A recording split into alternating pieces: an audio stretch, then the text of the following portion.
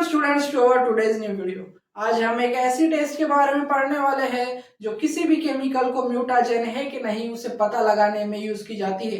मैं बात कर रहा हूँ बहुत ही famous test Ames mutagen testing test के बारे में। और एम्स म्यूटाजेन टेस्टिंग टेस्ट को 1970 के अंदर ब्रूस एम्स ने डिजाइन किया था। ब्रूस एम्स बहुत ही रिनोन साइंटिस्ट है और उन्होंने 1970 के अंदर इस टेस्ट को डिजाइन किया था। तो स्टूडेंट ब्रूस एम्स टेस्ट के नाम से ये फेमस थी। तो इस टेस्ट का क्या प्रिंसिपल है और कैसे ये परफॉर्म की जाती है वो सब हम आज देखने वाले हैं। ये बहुत ही सिंपल टेस्ट थी क्योंकि 1970 के अंदर इतने इक्विपमेंट्स नहीं थे और इतनी टेक्नोलॉजी भी नहीं थी, तो इसलिए ब्रूस एम्स ने इसे बहुत ही सिंपल रखा। और ये आज भी इसकी हाई क्वालिटी और इतनी इजी सिंपल होने की वजह से इसे आज भी यूज किया जाता है। तो स्टूडेंट्स एम्स टेस्ट में क्या हम डिस्कवर करते हैं, कोई भी टेस्ट का एक ऑब्जेक्टिव होता है। तो हमारे टेस्ट का ऑब्जेक्टिव है कि हमें म्यूटाजेंस को डिस्कवर करना है। म्यूटाजेंस, तो स्टूडेंट म्यूटाजेंस क्या है?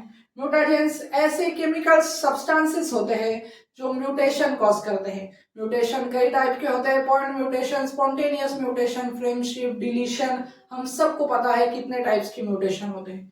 और स्टूडेंट्स ये म्यूटाजेंस म्यूटेशन कॉज करते हैं, तो हम इसे पता लगाएंगे कि ये कौन से टाइप का म्यूटेशन कॉज कर रहे हैं और ये उस ऑर्गेनिज्म में म्यूटेशन कॉज कर पा रहे हैं कि नहीं। क्योंकि कुछ केमिकल्स म्यूटेशन उनकी कॉन्सेंट्रेशन पर कॉज करते हैं।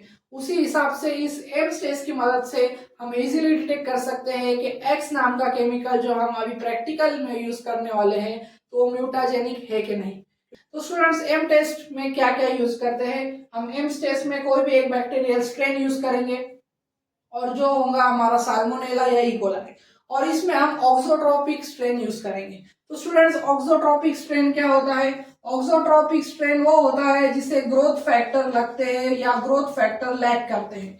ग्रोथ फैक्टर लैक करना यानी वो कोई अमीनो एसिड लैक करेंगे। जैसे कि हम एग्जांपल ले लेते हैं, वो हिस्टिडीन लैक करते हैं, इसलिए मैंने यहाँ पर लिखा है हिस्टिडीन माइनस। हिस्टिडीन लैक करते हैं हमारा कोई भी स्ट्रेन, हम उसे ऑक्सोट्रोपिक कहते हैं। हमें उसे हिस्टिडीन बाहर से प्रोवाइड करना पड़ता है, हमें उसे मीडिया में हिस्टिडीन प्रोवाइड करना पड़ेगा तब जाके वो ग्रो होगा।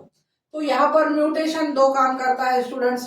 म्यूटेशन डिटेरियस भी होता है, यानी ये खराब भी कर सकता है किसी बैक्टीरिया को, और वो उसे रिवर्ट भी कर सकता है, रिवर्टेंट्स क्रिएट कर सकता है। तो स्टूडेंट्स रिवर्टेंट्स क्या है?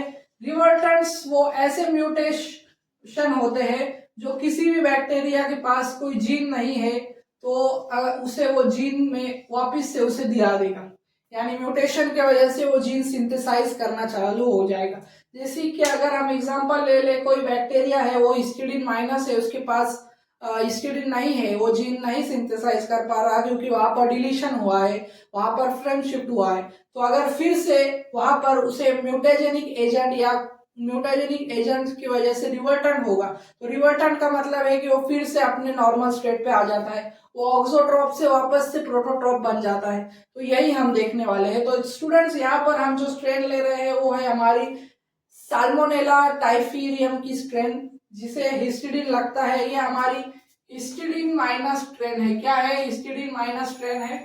और फिर हम दो चीजें करते हैं स्टूडेंट्स, हर प्रैक्टिकल के अंदर एक कंट्रोल भी रखते हैं।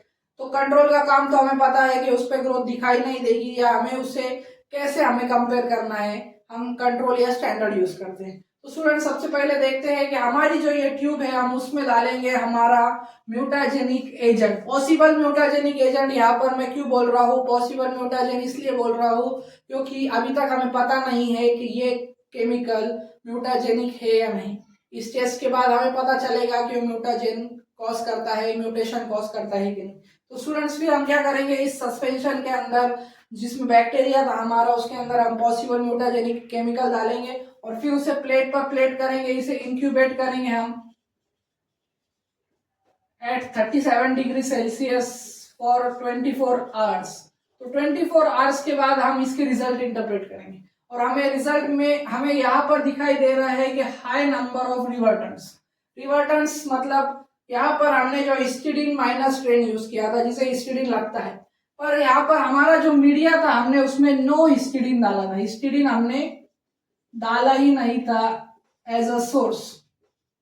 फिर भी यहाँ पर आपको कॉलोनीज दिखाई दे रही होंगी, यहाँ पर फिर भी आपको बैक्टीरियल कॉलोनीज दिखाई दे रही। तो ये जो हमारे म्यूटाजेनिक एजेंट था, उसने क्या कमाल कर दिखाया, उसने ये कमाल कर दिखाया कि हमारा जो हिस्टिडीन माइनस साल्मोनेला था उसे उसने हिस्टिडीन प्लस में कन्वर्ट कर दिया, यानी ऑक्सोट्रोपिक बैक्टीरिया को उसने प्रोटोट्रोपिक में कन्वर्ट कर दिया, यानी कि वो एक म्यूटाजेनिक एजेंट है। और हमें यहाँ पर प्लेट पर हाई नंबर ऑफ रिवर्टेंट्स दिखाई दे रहे हैं, यानी auxotroph is get converted into prototroph by the mutation process. तो स्टूडेंट्स, और कंट्रोल प्लेट पर हमने यहाँ पर भी हिस्टिडीन नहीं डाला, फिर भी कोई नेचुरल रिवर्टेंट्स ही मिले जो थोड़े बहुत थे इस मीडिया के अंदर, वो सिर्फ हमें मिलेगी। तो स्टूडेंट, हम इससे क्या कंक्लूड कर सकते हैं? इस दोनों डायग्राम से हम ये कंक्लूड करेंगे कि हमारा जो हिस्टिडीन माइनस वाला था, यानी हमारे प्लेट्स पर एक सिंपल फंडा है कि हमारे प्लेट्स पर अगर ग्रोथ दिखाई दी तो रिवर्टेंट्स मिल गए, यानी कि ये जो पॉसिबल म्यूटाजेनिक एजेंट था वो पॉसिबल म्यूटाजेन नहीं, वो म्यूटाजेन ही है, और इसलिए वो इन सबको रिवर्स कर पाया है। रिवर्स कर पाया यानी वो एक ऑक्सोट्रोप को प्रोटोट्रोप में कन्वर्ट कर चुका है, यानी उसके पास हिस्टिडीन सिंथेसाइजिंग जीन डिलीट हो गया था पर अब वो फिर से आ गया है। तो स्टूडेंट्स, इसे रिवर्टेंट कहते हैं, और रिवर्टेंट जहां पर ज्यादा दिखाई देंगे तो समझ लेना कि वो एजेंट म्यूटाजेनिक है। और म्यूटाजेनिक एजेंट को, म्यूटाजेनिक केमिकल को बताने का ये सबसे इजी और सबसे सिंपल प्रैक्टिकल था उस वक्त का। आज तो कई टेस्ट आ गए हैं, फिर भी ये सबसे सिंपल और इजी और कम वक्त में होने वाला म्यूटाजेनिक टेस्टिंग का टेस्ट है, वो हमारा एम्स टेस्ट है, जिसके अंदर अगर म्यूटाजेनिक एजेंट हुआ ट्यूब के अंदर तो वो एक ऑक्सोट्रोप को किस में कन्वर्ट करेगा स्टूडेंट्स? प्रोटोट्रोप में। फ्रेंड्स, ये था मेरा वीडियो एम्स टेस्ट के ऊपर।